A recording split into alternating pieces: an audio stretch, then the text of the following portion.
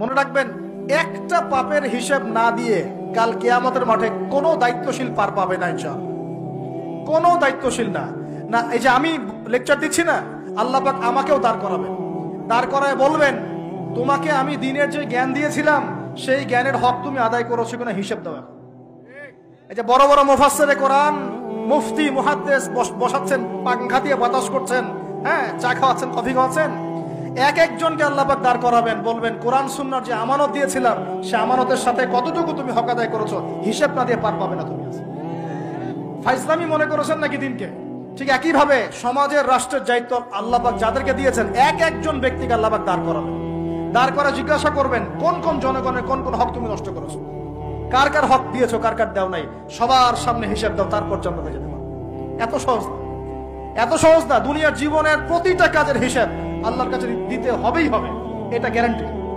এই প্রতিটা মেয়েকে আল্লাহ জিজ্ঞাসা করবেন তোমাকে পর্দার বিধান দিয়েছিলাম, কেন পর্দা করো?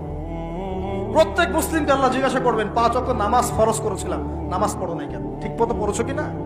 প্রত্যেক ধনীকে আল্লাহ জিজ্ঞাসা করবেন দাঁড় করিয়ে করে, এক একজন করে, একসাথে 10 জন না, একজন একজন একজন করে আসবে, একজন করে। এই আব্দুল্লাহ তুমি আসো, এই আব্দুর রহমান তুমি আসো, এই ওবায়দুল্লাহ তুমি আসো, এই রহিম তুমি, আব্দুর রহিম তুমি আসো।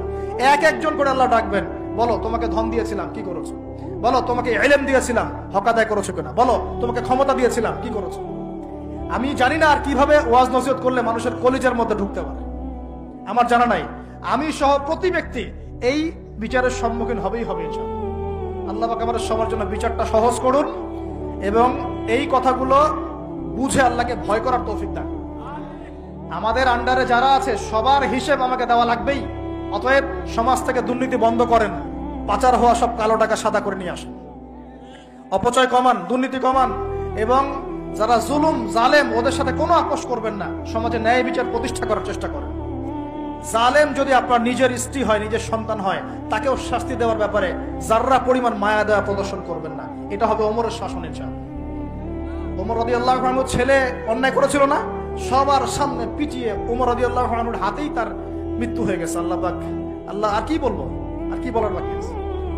আল্লাহ রাসূল সাল্লাল্লাহু আলাইহি ওয়াসাল্লাম বলছেন, হে ফাতিমা, আমার মেয়ে ফাতিমাও যদি চুরি করত, আমার মেয়ে ফাতিমার হাতটা কেটে ফেলে দিতেন। কে বলছে এটা? আমাদের নবী মুহাম্মদ সাল্লাল্লাহু আলাইহি ওয়াসাল্লাম বলছেন, আমার মেয়ে ফাতিমাও যদি চুরি করত, তার হাতও আমি কেটে ফেলে দিতাম। আর আমরা আমাদের দলের লোক, আমাদের সংগঠনের লোক, আমাদের সামাজিক সংগঠনের লোক, আমার চাচা, আমার মামা, আমার খালু, আমার অমুক, এই করতে করতেই তো সব শেষ করে ফেললাম। একটা সাইন করে দিলাম, যাও ওখানে যাও, তোমার জব হয়ে যাবে। আমার মামা হয়, যোগ্যতা থাকার না থাক, আমার ভাইকনা, যাও সাইন করে দিলাম, চলে যাও, চাকরি হয়ে যাবে। অথচ যাদের চাকরি পাওয়ার যোগ্যতা ছিল, ওর রাস্তা রাস্তায় ঘুরে ভ্যান চালাচ্ছে এখন বসে বসে। আপনি ভাবছেন যে এগুলোর হিসাব দেওয়া লাগবে না? এক একটা পাপের হিসাব আল্লাহর কাছে দেওয়া লাগবে, এক একটা পাপের। তুমি অমুক পাওয়ার দেখায় একটা মানুষকে পিটায় মেরে ফেলে দিলা, অমুক পাওয়ার দেখায় একজনের সম্পদ কলমের খোঁচা দিয়ে দখল করে ফেলে দিলা, মনে করলা যে কেউ দেখলো না। খালি নিঃশ্বাসটা বন্ধ হোক, কবরে যাও, আল্লাহ দেখাবে তোমাকে। খালি কবরে যাও, মুনকার আর নেকির যখন আসবে, চোখগুলো হবে নীল রঙের চোখ, ভয়ঙ্কর। কেমন চোখ ভাই? নীল রঙের ভয়ঙ্কর চোখ। আমি বলি একটা হাদিস, কোন একজন নবী আল্লাহকে বলেছিলেন যে আল্লাহ, আমি মারা যাওয়া কোনো মানুষকে দেখতে চাই, সে কেমন আছে। এটা শোনেন ভালো করে হাদিসটা, মারা যাওয়া কোনো মানুষকে আমি দেখতে চাই, সে কেমন আছে। আল্লাহ পাক সেই নবীর আরজি কবুল করলেন, বললেন আচ্ছা ঠিক আছে দেখাচ্ছি। কবরের সামনে গিয়ে দাঁড়ালেন,